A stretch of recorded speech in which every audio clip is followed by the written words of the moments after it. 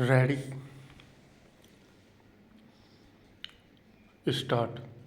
सभापति महोदय, आज तो दुनिया में मंडी व्यवस्था पर आधारित व्यावहारिकता का ही बोलबाला होता नजर आ रहा है।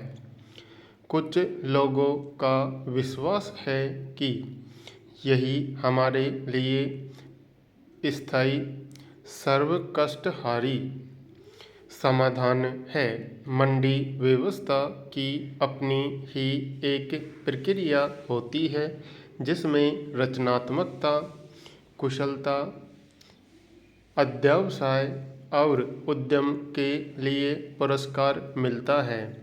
तथापि कुछ समय बाद इस समाधान में अपनी बुराइयां पैदा हो जाती हैं।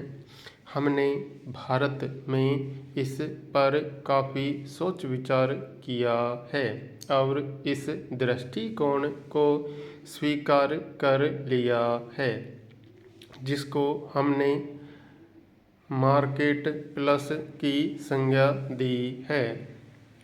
हमारे विचार में यदि सामाजिक न्याय के प्रति प्रतिबद्धता के उद्देश्य को सामने रखा जाए तो मंडी व्यवस्था की शक्तियाँ एक स्थिर और स्थायी विकास तथा समृद्ध और मानवीय समाज के निर्माण को बढ़ावा देती है। विकासशील देशों के परस्पर सहयोग के कुछ व्यवहारिक उदाहरण देने हों तो भारत ने कुल 44 देशों से विज्ञान और प्रौद्योगिकी में सहयोग के समझौते किए हैं। इनमें से 34 गुटनिरपेक्ष आंदोलन के देश हैं। भारत की वैज्ञानिक और औद्योगिक अनुसंधान परिषद ने अलग से गुटनिरपेक्ष आंदोलन के 21 देशों सहित कुल 31 देशों की समक्ष संस्थाओं से द्विपक्षीय वैज्ञानिक करार किए हैं। इसी तरह गुटनिरपेक्ष आंदोलन के 10 सदस्यों सहित कुल 19 देशों से आणविक ऊर्जा के क्षेत्र में समझौते किए गए हैं। हम ऐसे सहयोग को बढ़ावा देना चाहते हैं ताकि गुटनिरपेक्ष देशों के भीतर उपलब्ध प्रतिभा का लाभ हमारे अपने हित में उठाया जा सके। भारतीय वैज्ञानिक और औद्योगिक अनुसंधान परिषद ने पेटेंट पोर्टफोलियो मैनेजमेंट की एक योजना शुरू की है जिसमें देसी आविष्कारों की सुरक्षा की जाएगी और महत्वपूर्ण अंतर्राष्ट्रीय समझौतों से जो राजस्व मिलेगा उसके शिक्षा और वैज्ञानिक अनुसंधान पर निवेश करने से हमें अधिकतम लाभ होगा। यह एक उदाहरण है कि हम किस तरह अपने पैरों पर खड़े हो सकते हैं और दूसरों से मिलने वाली चीज़ों पर आश्रित नहीं रहेंगे। हम परिवर्तन का स्वागत करते हैं, परंतु जैसा कि हमारे अपने जीवन में होता है उसी तरह राष्ट्रों के जीवन में आने वाला परिवर्तन भी ऐसा होना चाहिए जो हमें न्यूनतम कष्ट देकर आगे ले जाने वाला हो, क्योंकि जब भी कोई परिवर्तन होता है तो कुछ न कुछ कष्ट अवश्य होता है। धैर्य शक्ति और सम्मेलन के मामले में हर समाज अलग अलग हो सकता है। इस परिवर्तन की प्रबंध व्यवस्था पर ही परिणाम निर्भर करता है। सभापति महोदय, विश्व अभी भी सोमालिया, रवांडा, बोस्निया, का मतलब समझने की चेष्टा कर रहा है। इस बात का पता लगाने की चेष्टा कर रहा है कि ऐसी हिंसा क्यों शुरू हुई। इसलिए उसे समझ लेना चाहिए कि ऐसी घटनाएं यदि अपवाद की जगह नियम बन गई तो विश्व का अस्तित्व नहीं रहेगा।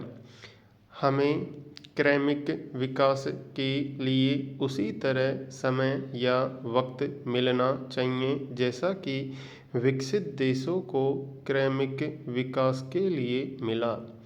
बाहरी और नए आत्मसात हो सकने वाली प्रणालियाँ विकासशील समाजों और अर्थव्यवस्थाओं पर एकाएक नहीं थोपी जा सकती, विशेषकर जब स्वयं ये नए मॉडल भी पूर्ण नहीं हैं और तत्काल उनको परिवर्तित किया जाना है या उनकी वास्तव में आवश्यकता है। यह कहना अतिशयोक्ति नहीं होगी कि समूची मानवता को ही शांतिपूर्ण, सार्थक, सह अस्तित्व वाले और समग्र भविष्य के लिए बिल्कुल नए मॉडलों की आवश्यकता है। अब से कुछ ही दिनों बाद हम संयुक्त राष्ट्र संघ के 50 वर्ष पूर्ण होने का समारोह मनाएंगे। यद्यपि काफ़ी कुछ अच्छा काम हुआ है, तथापि हम उन समस्याओं को अनदेखा नहीं कर सकते जिन पर इस संस्था के बारे में अभी भी राजनयिक विवाद चल रहे हैं। यदि गुटनिरपेक्ष आंदोलन सत्य और न्याय के लिए काम करने वाली शक्ति है तो संयुक्त राष्ट्र इस सत्य और न्याय को कार्यान्वित करने वाली शक्ति है और मेरा निवेदन है कि हम में और संयुक्त राष्ट्र संघ में यही परस्पर संबंध है और हमें इस संबंध को कार्यान्वित करने के लिए मिलकर बिना किसी भय या पक्षपात के काम करने पर बल देना चाहिए। हम इन सब बुनियादी प्रश्नों से परिचित हैं जिन्हें इनसे संबंधित कार्यकारी दल ने अपनी चर्चा में उठाया है और यहाँ मैं उन्हें दोहराना नहीं चाहता।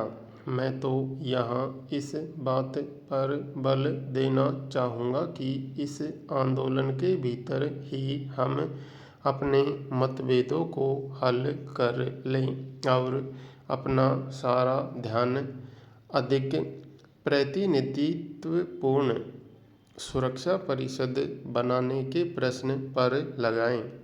भौगोलिक दृष्टि से भी और आर्थिक व सामाजिक दृष्टि से भी विकासशील देशों को ध्यान मिलना चाहिए और हमारा विचार है कि इस कदम से विकासशील विश्व के सिद्धांतों और प्राथमिकताओं को स्वीकार किया जाएगा और इस तरह संयुक्त राष्ट्र संघ विश्व के मामलों पर अधिक संतुलित और समग्र दृष्टिकोण अपना सकेगा।